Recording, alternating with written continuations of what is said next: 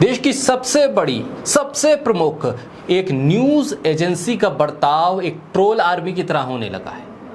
ये एजेंसी देश में बजरंग दल के कार्यकर्ता की तरह काम कर रही है, जिसे पता ही नहीं होता है कि उसे बोलना क्या है, करना क्या है, सिर्फ और सिर्फ विरोध करना है, लिहाजा बस हुड़दंग करना है। एएनआई, जी हां, अपने आप को सबसे बड़ी न्यूज एजेंसी बताती है। तमाम टॉप 10 न्यूज चैनल इससे ही फीड लेते हैं, यानी कि रिपोर्टिंग को खत्म करने का सहरा एएनआई के सर पर है और खबरों को पेश करने का सहरा भी एएनआई के सर पर है।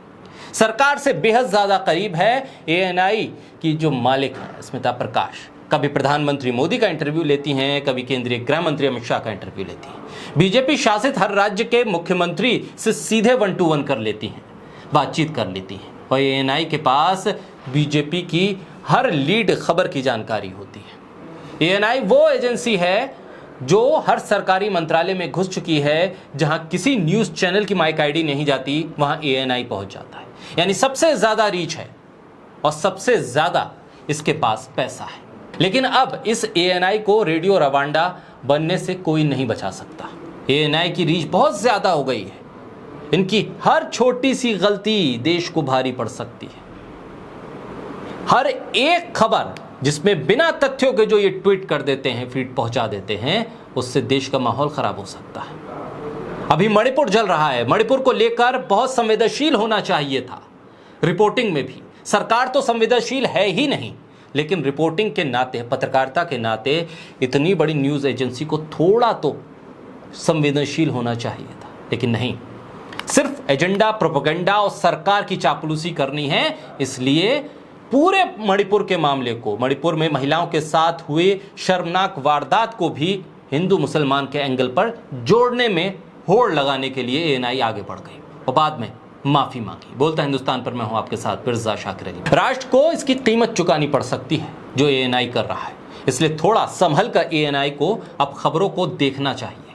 हिंदी के अक्सर अखबारों ने मणिपुर की कुकी महिलाओं के साथ बर्बरता की खबर से कुकी शब्द को ही गायब कर दिया। उधर स्मिता प्रकाश के एएनआई ने एक दूसरे मामले में गिरफ्तार किसी मुस्लिम युवक को इस घटना से जोड़ दिया। जब हंगामा हुआ तो चुपचाप ट्वीट डिलीट कर दिया। क्या अब सरकार स्मिता प्रकाश के घर पर बुलडोजर चलाएगी? देश में एक फर्जी खबर के जरिए सांप्रदायिक माहौल बिगाड़ने की कोशिश में एएनआई और स्मिता प्रकाश पर एफआईआर होगी। स्मिता प्रकाश की एएनआई ने एक वायरल वीडियो मामले में मुस्लिम व्यक्ति की गिरफ्तारी के बारे में फर्जी खबर फैलाई। आईटी सेल ने उसे उठा लिया। बागरी, बग्गा, सिन्हा जैसे तमाम लोग जो इस तरह की फर्जी खबरों को आगे बढ़ाते हैं, प्रमोट करते हैं और बीजेपी के वो समर्थक होते हैं, उन्होंने इस खबर को उठा लिया। एएनआई ने बिना किसी माफी के पहले तो चुपचाप इस खबर को हटाया, लेकिन तब तक बहुत देर हो चुकी थी, क्योंकि फर्जी खबर तब तक व्हाट्सएप और फेसबुक के जरिए हर घर तक पहुंच चुकी थी। उसके बाद थोड़ी अकल आई एएनआई को और माफी मांग ली। एएनआई एक समाचार एजेंसी नहीं बल्कि एक संगठन बन गया है, ट्रोल आर्मी का। फर्जी खबर फैलाने का अड्डा बन गया है।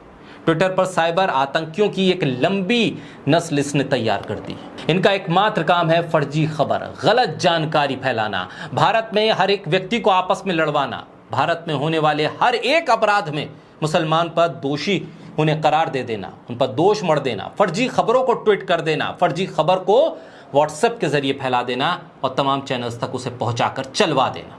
इनकी तमाम हरकतें बार बार सामने आती हैं, जिस पर वो ट्वीट डिलीट करते हैं, कभी माफी मांगते हैं, लेकिन सरकार खामोश है।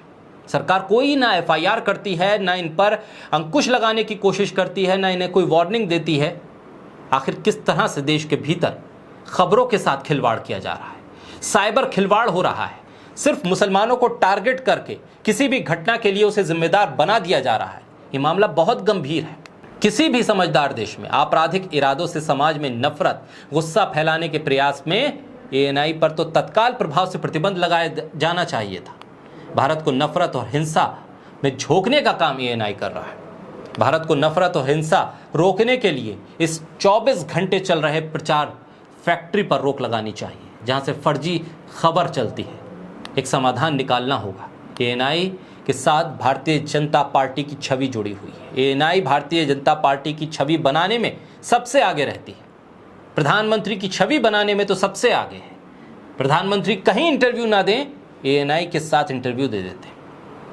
ये कैसे संभव हो सकता है कि इतनी गलत जानकारी, तथ्यों से परे जानकारी ट्वीट करने के बाद इतने संवेदनशील मुद्दे पर सरकार या मंत्रालय की तरफ से कोई नोटिस नहीं गया, कोई संज्ञान नहीं लिया गया। एएनआई गलत न्यूज चलाता है, कई बार दोषी पाया गया है। आईपीसी की धाराओं के तहत इस पर मुकदमा होना चाहिए था, एजेंसी के खिलाफ कार्रवाई होनी चाहिए थी। मणिपुर में स्थिति गंभीर है, पूरा देश त्रस्त है, लोगों की जान जा रही है और एएनआई सॉरी बोलकर, वो भी 13 घंटे के बाद, चुपचाप मामला शांत कर देता है।